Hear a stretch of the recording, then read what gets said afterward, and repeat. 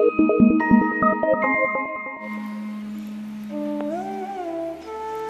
Morning बच्चों, मैं हूं आपकी health and yoga teacher Aarti Patel. I hope आप लोग अपने अपने घरों में सुरक्षित होंगे और स्वस्थ भी होंगे और अपने अपने परिवारजनों के साथ में योगाभ्यास का नियमित रूप से योगाभ्यास भी कर रहे होंगे। तो आज हम लोग अष्टांग योग में चौथे नंबर पर जो चौथा अंग है प्राणायाम, उसके बारे में हम चर्चा करने वाले हैं। प्राणायाम यानी कि प्राण और आयाम दो शब्दों से मिलकर बना है ये शब्द। प्राण का अर्थ होता है ऊर्जा, यानी कि प्राण ऊर्जा। आयाम का अर्थ होता है उसे नियंत्रित करना। अर्थात इस संदर्भ में हम ये कह सकते हैं कि प्राणों को यानी कि हम अपने जो ऊर्जा होती है उसको हम प्रसार और उसका विस्तार करते हैं, और आयाम यानी कि हम उसका नियंत्रण भी करते हैं। अब बात आती है प्राणायाम करने से पूर्व जो हमें सावधानियां रखनी है। तो इसके पहले वीडियो में जो सावधानियां बताई गई हैं हमें वही सावधानियां रखनी है। एक बात का और ध्यान रखना है कि कभी भी पंखा चला करके हमें प्राणायाम का अभ्यास नहीं करना है, खाना खाने के बाद भी नहीं करना है। और एक और आवश्यक बात है कि मौसम के अनुसार हमें प्राणायाम को लेना चाहिए। जैसे कि गर्मियों में हमें भस्त्रिका और सूर्य भेदन प्राणायाम नहीं करना चाहिए। इसी तरह सर्दियों में हमें शीतली और शीतकारी प्राणायाम नहीं करना चाहिए, जिससे कि शरीर में परेशानियां बढ़ सकती हैं। प्राणायाम के मुख्यतः 3 अंग होते हैं। पहला पूरक, रेचक एंड कुंभक। पूरक का अर्थ होता है कि श्वास को नासिका मार्ग से पूरी तरह से हमें फेफड़ों में भरना। दूसरा अंग है रेचक, यानी कि श्वास को हमें नासिका मार्ग से पूरी तरह से बाहर निकालना। कुंभक का अर्थ होता है कि जब हम पूरक कर रहे हैं तो उस अवस्था में हम अंतः कुंभक करें, और जब हम रेचक कर रहे हैं तो उस अवस्था में हम पूरी तरह सांस को बाहर निकालकर रोकें, यानी कि बाह्य कुंभक। तो हमें नियमित रूप से प्राणायाम करनी चाहिए। तो आइए आपके नन्ही दोस्तों के साथ में हम प्राणायामों का अभ्यास शुरू करते हैं। हेलो फ्रेंड्स, मैं हूँ आशी पटेल।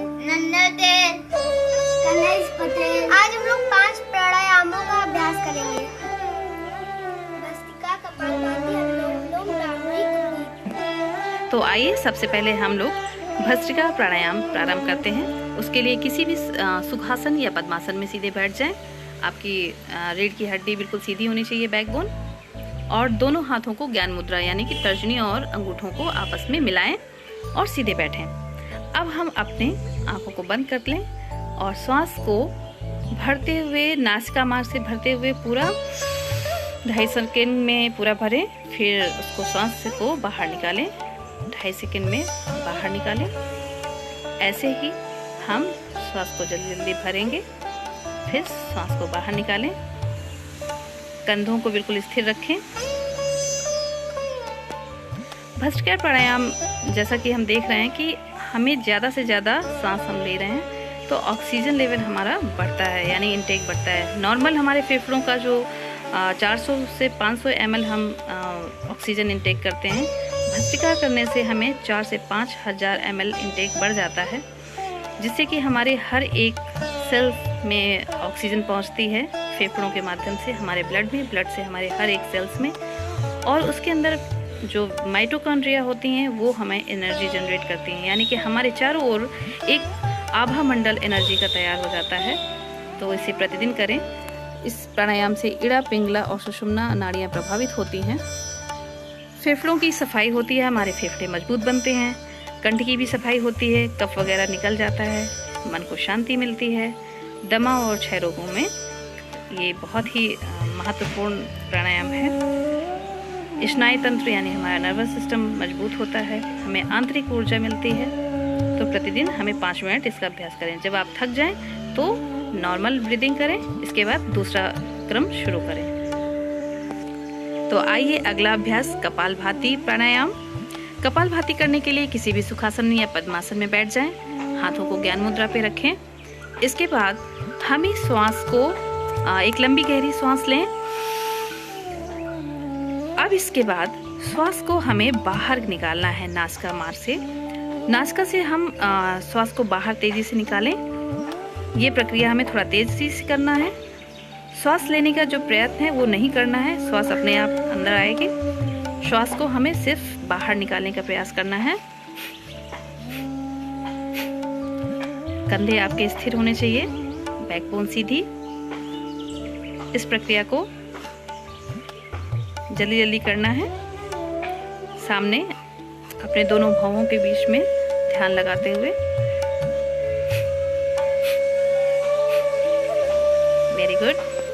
प्रारंभ में इसे हम 15 बार करते हैं।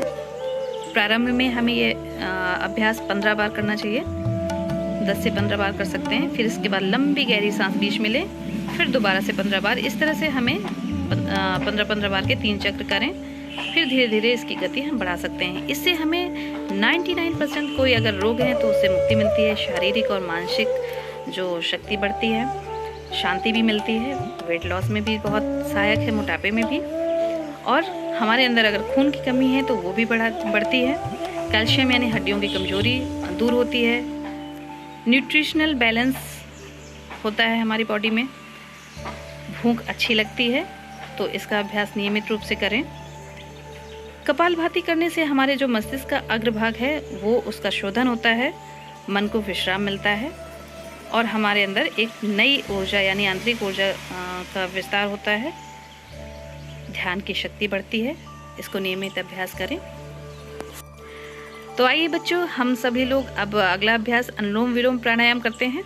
अनुलोम विलोम प्राणायाम के लिए किसी भी सुखासन या पद्मासन में बैठ जाएं जिसमें आपको सुख की अनुभूति हो, और हाथों को हम लोग वायु मुद्रा में रखेंगे। ऊपर दिखाइए। अपनी तर्जनी को मोड़ते हुए अंगूठे के नीचे और उससे ऊपर अंगूठे से बंद कर लें। ये है हमारी वायु मुद्रा। अब दाहिने हाथ से हम दाई नासिका को अंगूठे से बंद करेंगे और बाई नासिका से श्वास को भरते हुए पूरक क्रिया करेंगे और अंतः कुंभक करेंगे, अंदर श्वास को रोकें। इसके बाद मध्यमा से बाई नासिका को बंद करते हुए दाई नासिका को खोलते हुए श्वास को बाहर निकालें, यानी कि रेचक। इसके बाद दाई नासिका से ही श्वास को फिर से भरें। दाई नासिका को बंद करें अंगूठे से और बाई नासिका को खोलते हुए श्वास को बाहर। ये हमारा एक चक्र। इसके बाद फिर से वही अभ्यास। इसे बहुत ही आराम से करें। नाड़ियों के शोधन के लिए बहुत ही अच्छा प्राणायाम है। अगर किसी बच्चे को या किसी को, बड़े बूढ़े किसी को भी गुस्सा आता है, उसको कम करने के लिए हमें इस प्राणायाम का अभ्यास करना चाहिए। इससे हमारा स्ट्रेस भी दूर होता है। आध्यात्मिक ऊर्जा क्षेत्र हमारा यानी कि ऑरा अधिक मजबूत होता है। वात, पित्त, कफ आदि का समन होता है, सब दूर हो जाते हैं और हमारा मानसिक और भावनात्मक संतुलन अच्छा बनता है। तो इस अभ्यास को हमें प्रतिदिन करना है 5 से 10 मिनट। जो हमारी बायां स्वर होता है इड़ा, दायां पिंगला और बीच में सुषुम्ना, यानी कि ये तीनों स्वर, तीनों नाड़ियां हमारे एक समान संतुलन में आ जाती हैं। 2.5 सेकंड तक हमें सांस को लेना है, 2.5 सेकंड में हमें सांस को बाहर निकालना है। तो 5 से 15 मिनट तक हम इसको प्रतिदिन कर सकते हैं। तो अगला अभ्यास है हमारा भ्रामरी प्राणायाम। भ्रामरी प्राणायाम करने के लिए हम किसी भी सुखासन योग मुद्रा में बैठ जाएं। अब इसके लिए हमें आगे जो प्रोसेस करना है, भ्रामरी का अर्थ होता है भौरे की तरह गुंजन करना, जैसे भौरा होता है। तो उसके लिए हम दोनों हाथों को उठाएं और अंगूठों को कान के दोनों तरफ पटल में रखते हुए और आंखों को बंद करते हुए तर्जनी उंगली को दोनों भौहों पे और तीनों उंगलियों को दोनों नासिका के दोनों तरफ रखें। लंबी गहरी सांस लें और जैसे भौरा गुंजन करता है वैसे ही मुंह बंद करके नासिका से श्वास निकालते हुए गुंजन की आवाज़, जैसे ओम की आवाज़ होती है, मुंह बंद करते हुए एक साथ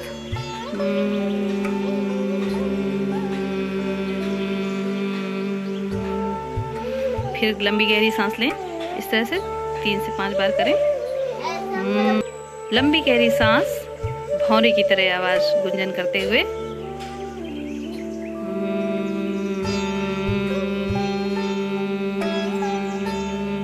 इससे हमारा मन एकाग्र होता है, डिप्रेशन दूर होता है, स्ट्रेस दूर होता है, नींद अच्छी आती है और शरीर में किसी भी तरह का इन्फेक्शन है उसमें लाभ मिलता है। माइग्रेन में विशेषकर बहुत ही लाभकारी है प्राणायाम, तो इसको प्रतिदिन हम करें। इससे हम धीरे धीरे ध्यान की तरफ बढ़ते हैं। इस प्राणायाम से हमें शरीर में स्फूर्ति आती है, वाणी में मधुरता भी आती है, मस्तिष्क की कोशिकाओं में अतिरिक्त ऊर्जा मिलती है। तो इसका नियमित अभ्यास करें। अगला प्राणायाम है 5वां उद्गीत, जिसमें हम ओम का उच्चारण करेंगे 3 बार। तो किसी भी सुखासन या पद्मासन में ही बैठें और हाथों को अपने ज्ञान मुद्रा यानी कि तर्जनी और अंगूठी को आगे की पोर को आपस में मिलाते हुए ज्ञान मुद्रा में रखें। दोनों आंखों को बंद करें। ध्यान को अपने आज्ञा चक्र पर लगाएं, दोनों पांवों के बीच में, और लंबी गहरी सांस लेते हुए एक साथ हम ओम का उच्चारण करेंगे।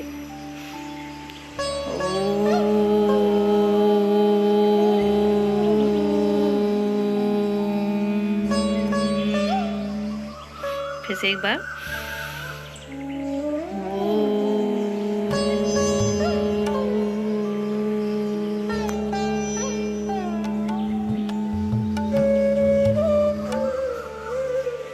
इसे 3 बार करें। उद्गीत के बाद हम ध्यान मुद्रा बनाते हुए बायां हाथ नीचे दाएं हाथ ऊपर, दोनों अंगूठे मिले हुए ध्यान मुद्रा में, और इस स्थिति में थोड़ी देर हम ध्यान की स्थिति में रहेंगे। अपने श्वास को हम सामान्य स्थिति में रखेंगे और अपना ध्यान हम दोनों भौहों के बीच में आज्ञा चक्र में लगाएंगे और अपने चारों ओर व्याप्त प्रकृति में ध्यान अपना व्यापित करेंगे। उस प्रकृति को धन्यवाद करेंगे जो हमें प्राण ऊर्जा हम में भरती है। शांत मन को शांत और अधिक शांत।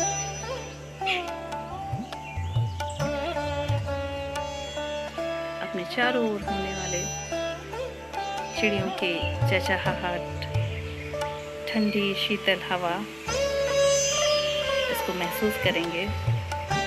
अपने मन को और अधिक ऊर्जावान महसूस करेंगे। इस तरह से हमारा 5 मिनट का ध्यान रखें। 5 मिनट बाद अपनी आंखों को, दोनों हाथों को आपस में रगड़ते हुए